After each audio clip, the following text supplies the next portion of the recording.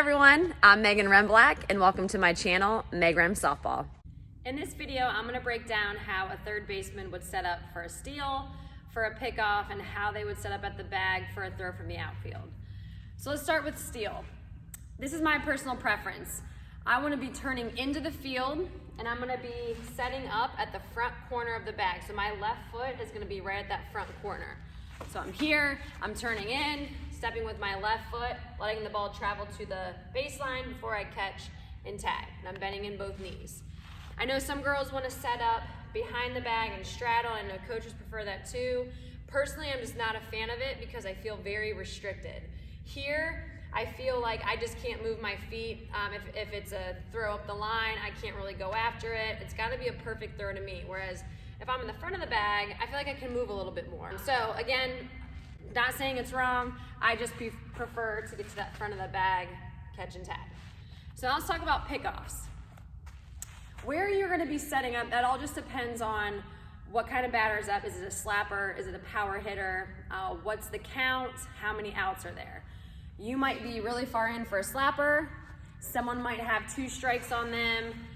Power hitter, you might be back right at the bag. Regardless, where you are set up, we're going to be turning the same. So we're going to be turning into the third base line. I'm going to be opening with my right foot. I'm going to be catching and tagging. So if you are further up, let's say a slapper's up, you might think they're going to bunt, soft slap. So you got to play up a little bit more. So you might be running and catching at the same time as you turn open to catch that ball and tag. If you have a power hitter, a big hitter, you're going to be back more. You might just have to put your right foot here, the front corner, wait for it, catch and tag. Regardless, you just want to make sure that you are turning pretty much over the baseline because that's where that girl is going to be diving into, which is that front part of the bag right here. So I don't want to turn and be far away and then have to reach and tag. I want to make sure that I'm getting right to that line so I can catch, tag same time. And this is what it'll look like full speed.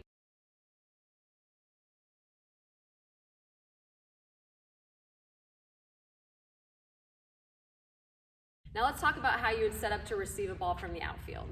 So truly this depends on where the ball is hit and how those outfielders are moving. So an easy reference is if a ball is hit to right field, I'm normally set up in the front of the bag. And the reason for that, I've got a clear path.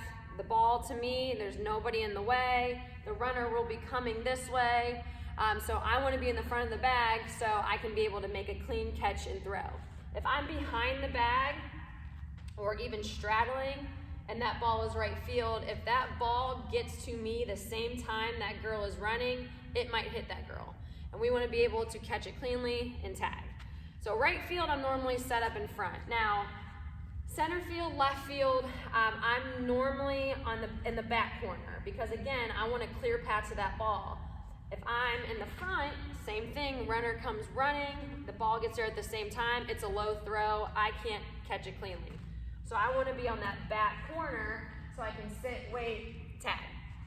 I know there's some coaches, maybe to left field, that like the girl straddling. Just like I said earlier, I just don't love the straddle because I just feel very restricted. I can't move my feet. It's got to be a perfect throw. You can do it. I'm not saying it's wrong. For my personal preference, if it's a throw from center or left field, I like to be on that back corner so I can catch and tag.